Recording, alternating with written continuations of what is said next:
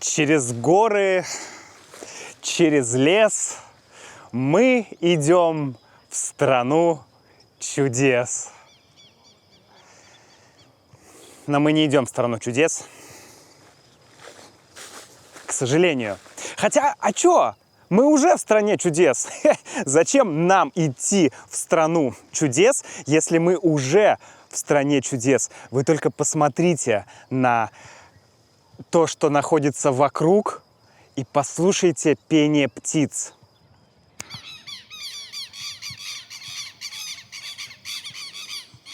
Да. В принципе, меня устраивает идти в супермаркет в стране чудес. Привет, друзья! Это Макс, ваш учитель русского языка. И сегодня я хочу пригласить вас вместе сходить в супермаркет. Зачем, Макс? Зачем? Ты в стране чудес, покажи нам страну чудес. Зачем нам супермаркет? Не все так просто. На самом деле, я хочу вам показать русские продукты.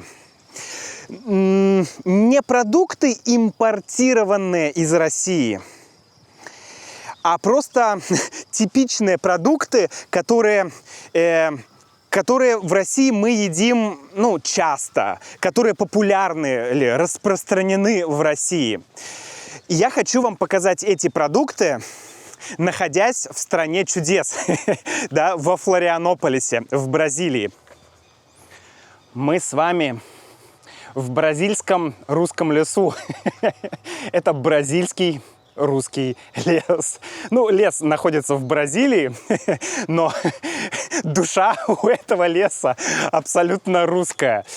Ладно, друзья, может быть, так не очень красиво говорить, но действительно это очень типичный лес для России. Такой небольшой лесок, который можно встретить везде в России. Забавно.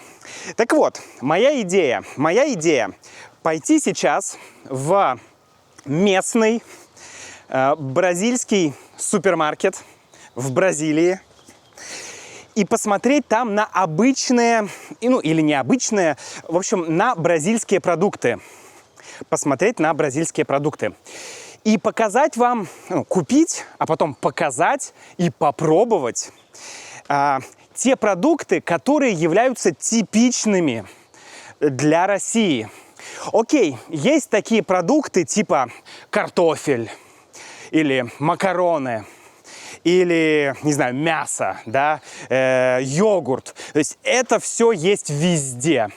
Окей, почти везде, да, но в большинстве стран вы найдете эти продукты. Продукты это такие международные, да, не знаю, продукты, как их назвать еще. Продукты, которые есть практически везде. Но мы идем смотреть на те продукты, которые очень характерны для России, которые в России часто встречаются и которые в России мы едим. А вы напишите, пожалуйста, потом вы мне напишите, эти продукты есть у вас и являются ли они типичными или распространенными, как это сказать. В общем, едят ли люди эти продукты в вашей стране? Прям там каждый день, да, то есть популярны эти продукты или не популярны.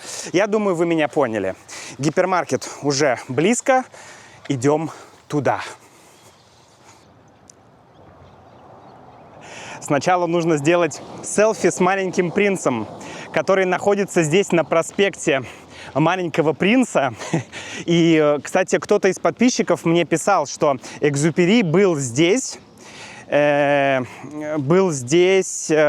Латинской Америке, в Бразилии, и был, если я правильно помню, примерно за 10 лет до написания этой книги. Интересно. Я, кстати, начал читать «Маленького принца», начинал читать один раз. Нет, 2 раза. Я пару раз начинал читать, но, честно говоря, я так и не смог дочитать до конца.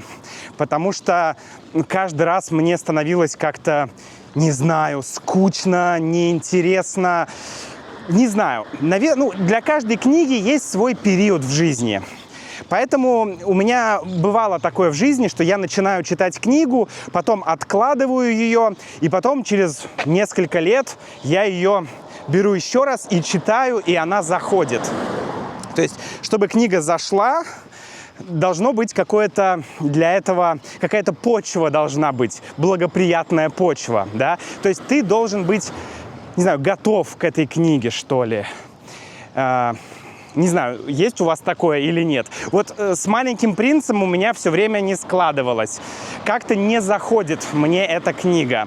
Не знаю, не могу заставить себя прочитать ее до конца. Но, как говорится, может быть, когда-нибудь я это сделаю. Друзья, напомню, что можно присоединиться к membership-программе. Ссылка внизу в описании. И вот здесь QR-код. Там есть транскрипции для видео, для подкастов и куча дополнительных материалов. Присоединяйтесь и учите русский с Максом. Так, мы в супермаркете. Здесь у нас вино. Ну, вино, конечно, в России популярный напиток, как и во многих странах, поэтому так же, как и хлеб. Нет, это я все вам, конечно, показывать не буду. Однако есть один тип хлеба, если так можно сказать, который я бы хотел вам показать. Сейчас я попробую его найти. Вот. Это пита. Я понимаю, что пита совершенно не русская лепешка. Мы это все называем лепешками. Да? Ну, хотя пита это не лепешка. Нет, лепешка это вот, например. Вот это вот лепешка. А это пита. И на самом деле, ну, например, в Аргентине пит не было. А в России пита часто используется для шавермы. И я понимаю, что ни пита, ни шаверма не являются как бы исконно, традиционно русскими блюдами. Однако однозначно шаверма – это современная русская кухня. И поэтому я бы сказал, что пита тоже часть русской кухни. Ну, в каком-то смысле. По крайней мере, этот формат хлеба нам привычен. В общем, берем. Следующая вещь, друзья, это щербет. Давайте я вам покажу, что это такое. Щербет – это тоже, конечно, это все восточные сладости. По сути, это сахар, молоко и орехи. Вот. Но на самом деле такая штука очень-очень популярна в России, очень типична для России. Щербет есть везде, в разных форм-факторах, так назовем это. Да, вот здесь батончик, например. В общем, щербет – это то, что знает каждый русский. Кстати, я не знаю, откуда эти печенья и вообще, что это за печенье, но они в последние годы в России, ну, по крайней мере, до войны, были очень распространены. Во многих супермаркетах, именно вот Бель-Вита, такие печеньки были. Сейчас, честно говоря, не знаю. Но, насколько я понимаю, это все импортные продукты, хотя, судя по цене, наверное, нет. Но где-то здесь была полка с импортными продуктами. Вот, кажется, и она. Точно. Вот она. Вот это вот, друзья, шведские печеньки. Шведские печенья или печеньки. Такие нам привозила наша подруга Сесилия, аргентинка, которая живет в Бразилии. Аргентинка, которая живет в Швеции. Хотя она и шведка уже тоже, я даже не знаю. Так сложно иногда понять, какой национальности ты принадлежишь, правда?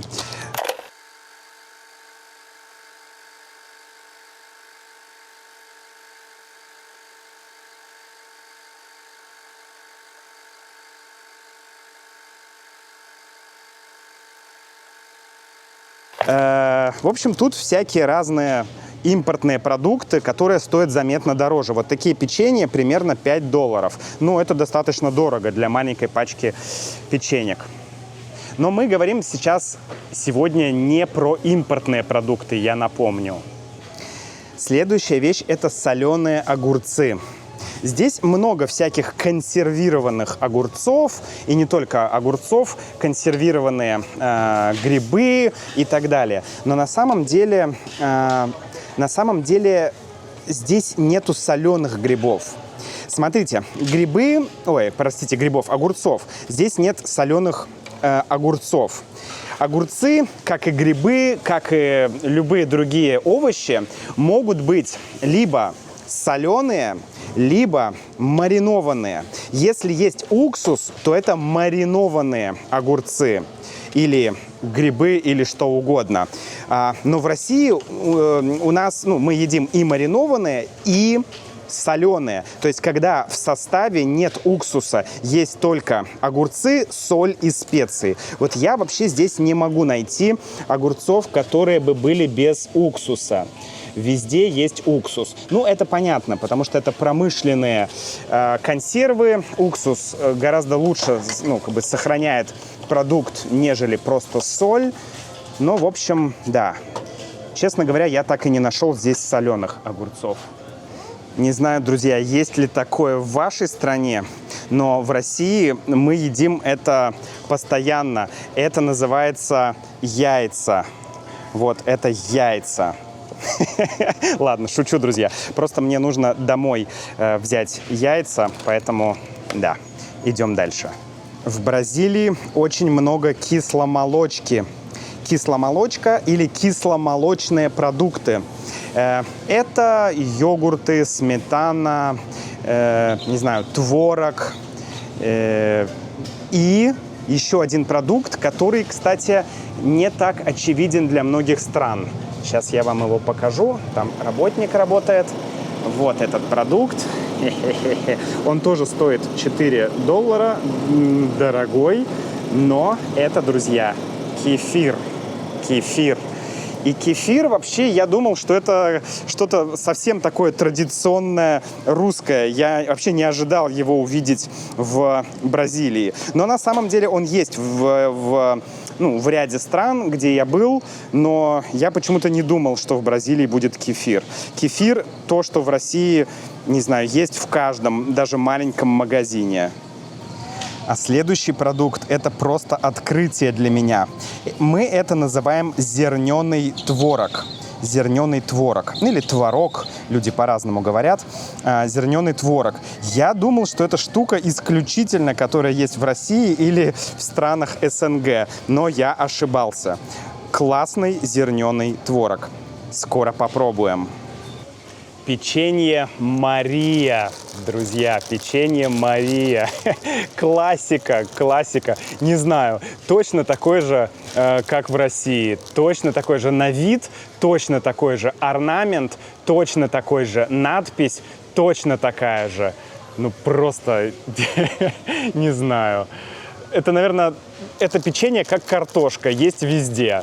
Есть в вашей стране Мария? Следующая вещь, которая меня прям удивила, это крупа. В России мы называем это крупой. Это в России мы называем пшеничка. Вообще здесь была другая, более похожая на то, что есть в России, но это просто чуть-чуть покрупнее, чем та, что мы обычно едим в России. Но здесь есть другой вид, просто я не могу найти другой бренд, я просто не могу найти. Но это называется пшеничка в России или пшеничная крупа. Мы из этого делаем кашу, и мы даже здесь в Бразилии делаем кашу из пшенички для Сабрины. Я дома вам покажу ее. По сути, это размельченное цельное зерно пшеницы, извините. Пшеничное зерно, да, пшеничка название. То есть размельченная пшеница. Немногие ее, конечно, едят в России, например, на завтрак, но она есть в каждом супермаркете. Вот, я нашел. Вот это 100% пшеничка. 100%. Она чуть мельче, чем предыдущая. И вот это просто, 100% то, что я часто ел в России на завтрак. Пока рассказывал вам про пшеничку, рядом сидела девушка, женщина. Она со мной на русском заговорила, когда я закончил съемку. Типа, контент снимаешь? Я говорю, да. И мы с ней так зацепились языками и разговорились.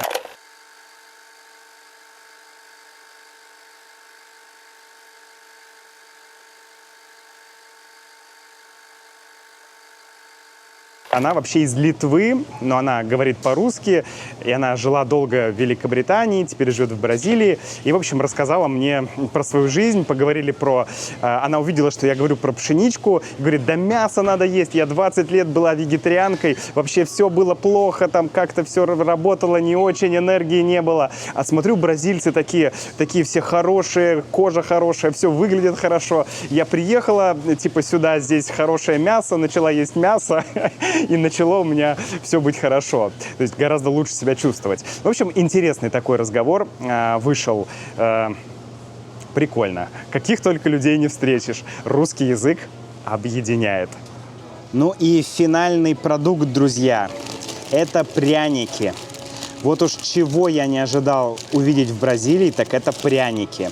Вообще пряники — это прям традиционный русский продукт сладости.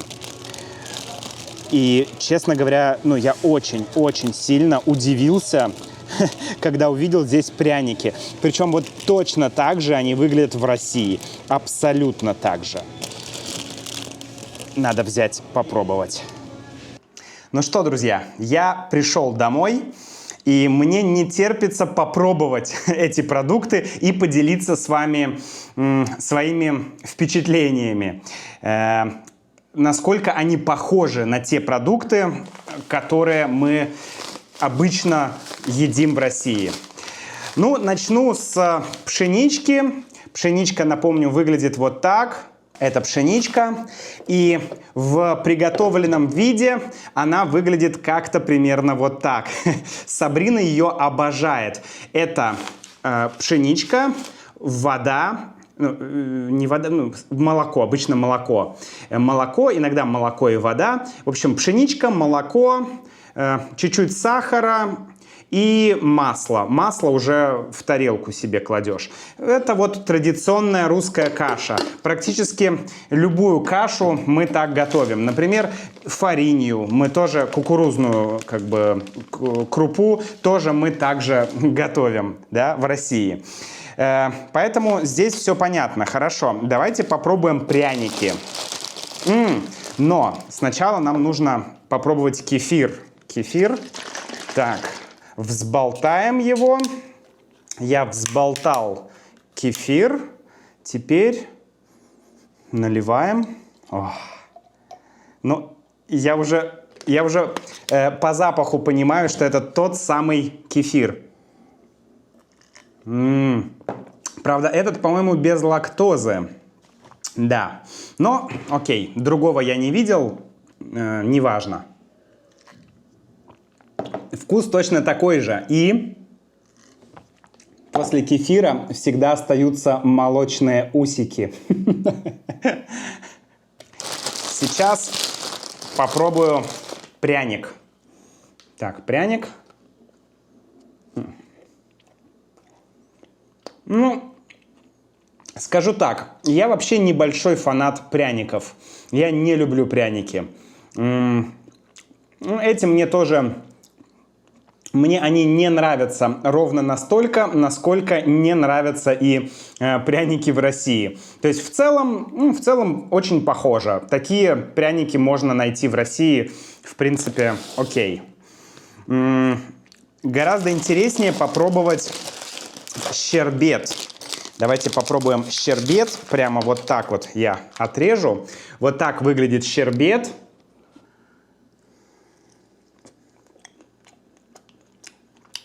Очень сладко. Очень много сахара. Есть нужно совсем чуть-чуть. Но в целом, да. Это то, что мы в России называем щербетом. Так, теперь зерненый творог. Ой, как я плохо открыл. Так. Консистенция абсолютно такая же, как и в России. Вообще класс. Такой же абсолютно. 100% тот самый вкус. Очень люблю зерненый творог. Что-то осталось у нас еще? Я не помню. По-моему, нет. По-моему, мы взяли все и попробовали мы тоже все. Ну что ж, пряники мне не очень понравились, потому что я их не очень люблю. А вот щербет действительно классный. Хотя вот такой щербет я уже его пробовал, такой щербет мне нравится больше. Что ж, друзья, напишите, популярны ли или типичны ли такие продукты в вашей стране. Что-то вы пробовали из этого? Пробовали все? Что-то пробовали, что-то не пробовали? Напишите в комментариях. До встречи в следующем видео.